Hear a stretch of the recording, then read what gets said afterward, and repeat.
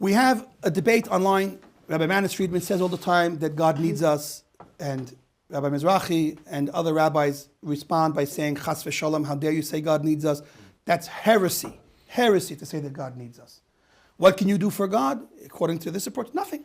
You can't do anything for God, because God is infinite, and God doesn't need you, and God existed before there was a world, and He was perfect then, and even though He created a world, He's perfect now. So there's nothing you can do for God. What can you give God? Nothing. That's their approach. And on the other side, Rabbi Friedman says that, and other rabbis say that yes, you can do for God. Who are the rabbis on the other side, by the way? Because it's presented in a very unbalanced way. Because when you hear the lectures from the rabbis that say it's heresy to say that God needs us, so you think it's like a Shulchan Aruch already. Like, who's dumb enough to say that God needs us? But the answer is, who are the rabbis that imply in their writings that God does need us? There's a verse that says, give strength to God. Make God strong. Now, does that not imply some kind of need? Now, it's true we must, in a mature way, understand what that verse is really telling me. And if I walk away with a childish understanding of that verse, so then I might have the wrong ideas in my head. But if a verse says, make God strong, help make God stronger, how can you not be allowed to say that God needs us in some way? And I'm here to hopefully explain what it means in a mature way.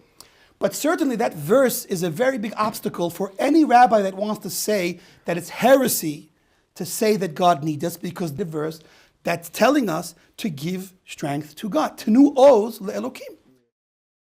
To say that saying that God needs us is heresy is a big exaggeration. And the truth is it's a result of ignorance. Ignorance on the part of teachers that are teaching the wrong ideas. And it's also a bigger result is the ignorance of the people listening. Because we have to gauge, anyone that wants to teach has to gauge how and what to teach based on how much the person he's teaching knows. And so the truth is that Rabbi Mizrachi and the others that say that it's not appropriate to say such a thing, and even go so far as to say it's heresy, so there is some truth to that. The truth is this, that really God doesn't need anything from us. That is true.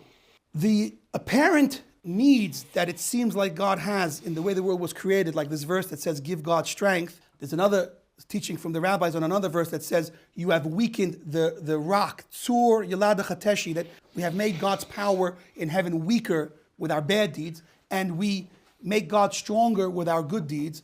Jewish philosophy says that when does the saying that God needs something break the rules, so to speak, of our faith, break the principles of faith that would be in the category of heresy, if it attributes a deficiency to God. Now, God being infinite cannot be deficient in any way. He doesn't lack anything. So what does it mean that God needs something from us? So if God chooses to want us to do something for Him and only us to do it, and in a sort of an unlimited sense, because it is God's will that we provide this for Him, so He, so to speak, needs us to do it. So that's not a contradiction in being infinite, in His being perfect and not lacking anything, because it's His own choice to want us to provide that for Him. He could provide it for Himself, and therefore it doesn't mean He's missing anything. If I could get my own cup of coffee and I allow you to get you get me a cup of coffee, so you've done something for me. Okay, very simple. That's the most basic answer, is that when speaking about God, who doesn't really need what we are providing, because He could provide it for Himself, and it's His choice to create a system where these are things that He wants and needs from us, so it doesn't contradict His omnipotence, His perfectness, that He's perfect, and that He doesn't have any deficiencies. And so it's not heresy. Okay. Now, a deeper answer to this, I believe it's deeper because Kabbalah really offers us the deepest wisdom, is this. There's a general problem, and the Jewish philosophers have had a huge problem. If God is infinite, then He's nothing. He can't be limited. So infinite can't be limited, and limited can't be infinite. So how do we define God as kind? How do we define God as a judge, as a punisher? How do we define God in any of the attributes we give Him, the divine attributes? How can we limit and package God in any kind of package? How can we give Him any kind of title or any kind of name? It's impossible. He's infinite. So the early philosophers came up with a little bit of a way to solve that problem, is He is and isn't really these things. Okay? Kabbalah, I believe, gives us a more truthful answer because it's a wisdom received from the prophets and from Hashem. It's the deeper secrets of the Torah. Kabbalah says that there's Hashem himself, so to speak. There's God's essence. And God's essence is above creation. And the language of some of the Kabbalists is the master of the will to create. Meaning God had a will, a desire to create, and it's that will that was manifest in creation. But then there's a level above the manifestation of the divine will to create is God himself that was, before this will even existed, there was God. And so that level of Hashem, so to speak, is above and beyond description. It's above and beyond connection, and it's above and beyond any type of need, or even the type that we say is a kosher type to attribute to God. On this highest of levels, it's just wrong. And I don't know if you would define it as heresy. It's just wrong, because that level of divinity, that level of God himself, doesn't need anything. And it's that level that some verses in the Torah and Tanakh are speaking about.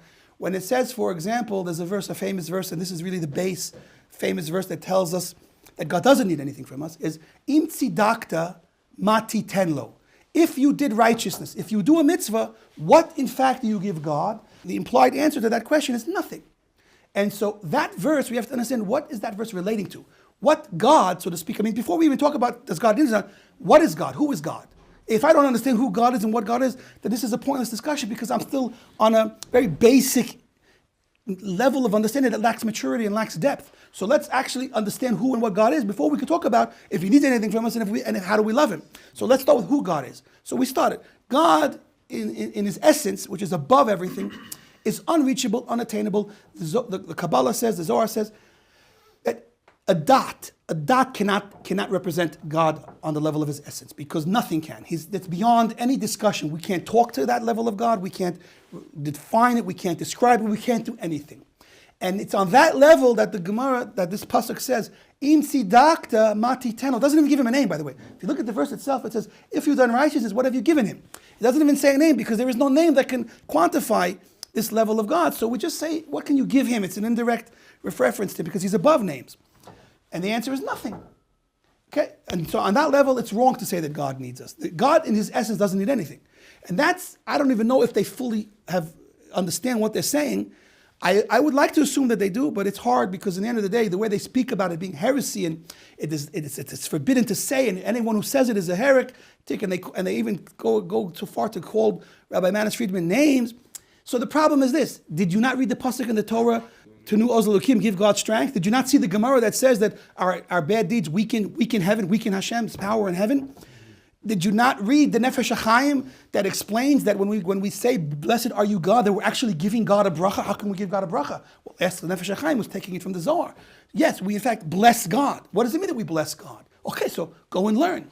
But if you've missed all those sources, then what in the world are you so, livid about saying that God needs us? Okay, you don't like the way he says it? Fine. Not everybody likes the way he says it, and he says it a lot, and nobody said you should preach this all day long. But to call it heresy is already an exaggeration. Just one or two more sources while we're at it. The Or HaChaim says some very, very, very outrageous things like that on a simple level we would say, how could you say that? But he's the Or HaChaim HaKadosh. He says that God's attribute of mercy needs to be strengthened by us. In order to be merciful on God's creations, mainly us, human beings, we need to deserve it. If we don't deserve it, then guess what? Justice and punishment stands there blocking the expression of mercy. So how do we help God help us? By having merit. When we act in a positive way and we gain merit, so we give strength to the attribute of mercy to push off the attribute of judgment and punishment and be merciful to us. This is he says it in a few places. He actually explains the whole splitting of the sea was exactly this. A beautiful perush of the splitting of the sea. The Or HaChaim, of course, we can't make such things up. He says that the whole splitting of the sea, this is what really happened. This is the real secret and the Kabbalistic explanation of what happened at the Sea of Reeds, at the Yam Suf. The Jews get there, and there's a river, or ocean, whatever you call it, that's blocking us from crossing. So it says that Moshe Rabbeinu was praying, and the Jewish people were praying. Everybody was praying. Hashem says to Moshe, now's not a time to pray. Don't pray. Instead, get moving. Get moving? Hashem, there's an ocean in front of us. Just get moving. And then the ocean will split. What was going on? So according to the Or Chaim, it's this. Hashem says to Moshe, Moshe, I understand that you're asking me to split the sea. Guess what? I want to split the sea as much as you do. I want to split the sea for you and the Jewish people. But I can't. Why can't I? Because the attribute, my attribute of justice and judgment and punishment is saying no, because you don't deserve it. The Jewish people don't deserve it. And praying right now is not going to help. And this is the interesting point. That's what it means by don't stop praying. Because praying right now is not going to give you the merit you need for me to push off my attribute of judgment and save you. What do I need right now? I need something stronger than a prayer. I need you to move. I need you to act on your faith and trust in me, on my promise to give you a Torah on the other side. And I need you to start walking towards an ocean. That's exactly what I need you to do right now. Direct the Jews toward an ocean before it splits. And in the merit of that tremendous faith and trust in me will give me the merit to split it. So I'm going to split it, and I want to split it. But the particular way to split it right now is if you move first, which defies logic, it defies nature, and that'll give you the merit that I will be able to split it, because then my attribute of judgment and justice will be satisfied, and they will also agree that the Jewish people deserve it. And that's the conversation between Moshe and Hashem in this inner dialogue, the way the Or Chaim explains it. And it works out perfectly, because telling Moshe that this is what I need, that was telling Moshe who's our leader. But the fact that we followed Moshe's word showed our trust in him and in God, and we walked into an ocean. And the first person that did that was Nachshon ben Amminadav. He actually went up to his neck, and that's when Hashem split the sea. And so we see a beautiful insight in the context of our discussion. It's so beautiful that the action that we did at the Kriyat Yam Suf gave Hashem the power, so to speak, to split the sea for us. And until we did that action, our prayers weren't enough. Our prayers weren't enough to split the sea. It required that further action in that context, in that case. Okay, so now we have a lot of sources. We've broadened our perspective and understanding of things. We have inner dialogues between Hashem's left hand and right hand, contending with each other, and we come and push the right hand over and bring salvation for ourselves through our good deeds. That's what it means. Give God strength, because God needs our strength to overpower the accusations upon us and give us the good that He truly wants to give us. And so now we have a much better picture of how this all works. So let's go back to the main discussion. We're trying to develop a better understanding of God to appreciate when and how we say that God needs us. What is it referring to? So now let's look at this second perush. So till now we said that God on His essence doesn't need anything from us, and we can never give Him anything. But God, when He created the world and decided that I want to have a connection with the world I create. So how does infinite reach finite? It's a non-starter. Infinite reach finite. Infinite can do anything, but finite reaching infinite is a non-starter. And how does infinite reach finite? So infinite does not reach finite in a state of infinity. God contracts and limits His divine manifestation and revelation and creates a bridge where we can connect. And it's on that level where the divine names begin to exist. And this in Kabbalah is the 10 Sfirot in the world of Atzilut. And this is a realm of divinity. This is a realm called godliness. And so now we are going to make a very simple distinction. There's God and godliness. Okay? God Himself is beyond reach. Godliness is what we're in fact reaching. When it says that God needs help from us, or wants help from us, we're speaking about divine manifestation, godliness, the way godliness is revealed in the created realms. But then there's above that, there's God Himself. And so the answer is God needs us and God doesn't need us. So the word God, G-O-D, which is a translation of the name Yud and Hey and Vav and Hey. So that, Yud, God's holy name of Yud and Hey and Vav and Hey, which represents the divine attribute of mercy, is affected by our actions. The higher level isn't. So the actual term God needs us fits better on the level of divine manifestation than on His essence. And here's where we're going to come to ultimate clarity.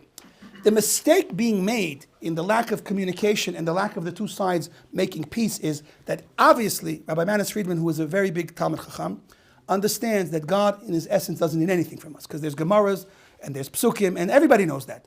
In fact, the Shnei Luchot HaBrit, where Yeshua Horowitz, one of the greatest sages, one of the few rabbis in the history of rabbis that we call the holy, he writes in his own writings, the Shlah HaKadosh we call him, he writes that in the end of the day, whether God needs our mitzvot or we need our mitzvot is actually a double answer. Yes, he needs our mitzvot, and we need our mitzvot. We need God, certainly, but God also needs us. That's the point. And he says, and all those verses that imply, or Gemaras that imply that God doesn't need us, so he says the same thing I'm saying, that when it implies that God doesn't need anything from us, it's talking about God's essence. And when it implies that God needs something from us, it's talking about the revelation of godliness in the world. And that's his solution, and that's our solution right now. But just to defend the approach that says that it's kosher to say that God needs us, it actually fits better. Why? Because when you say the word God, that doesn't mean his essence. That's already a name. And the Zohar and Kabbalah says clearly, explicitly, that you cannot define God's essence with a name, with even a letter, not even a dot. And so the word God means godliness. It doesn't mean God's essence.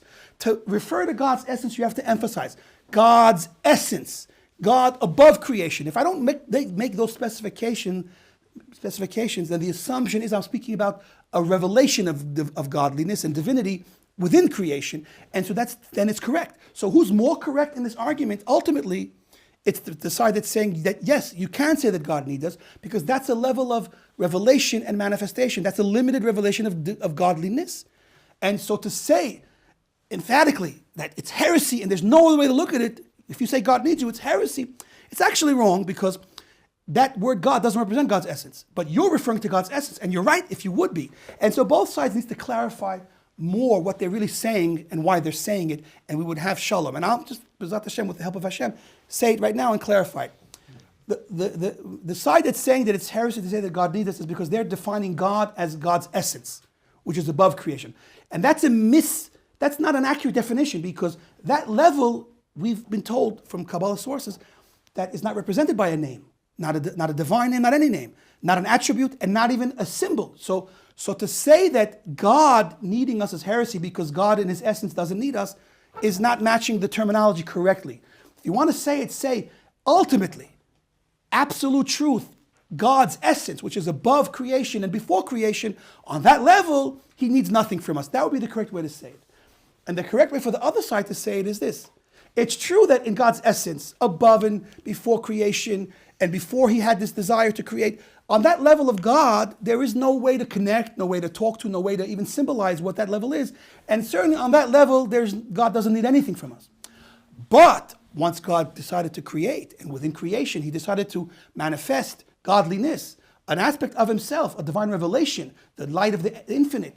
Once he created that whole system on that level, and even the holy names, Yud Kei Vav Kei and Elokim, on that level, it's correct to say that God needs our participation, our input, our good deeds, certainly. And if both sides would explain it properly, we'd see they're not even arguing. They're really saying the same thing, and they agree with each other, except one point there's not an agreement on. To say that it's heresy, that what they're saying is wrong. There's no other way to define that. And now, you think I have a big mouth, and where's my smicha? So, it's in the mail.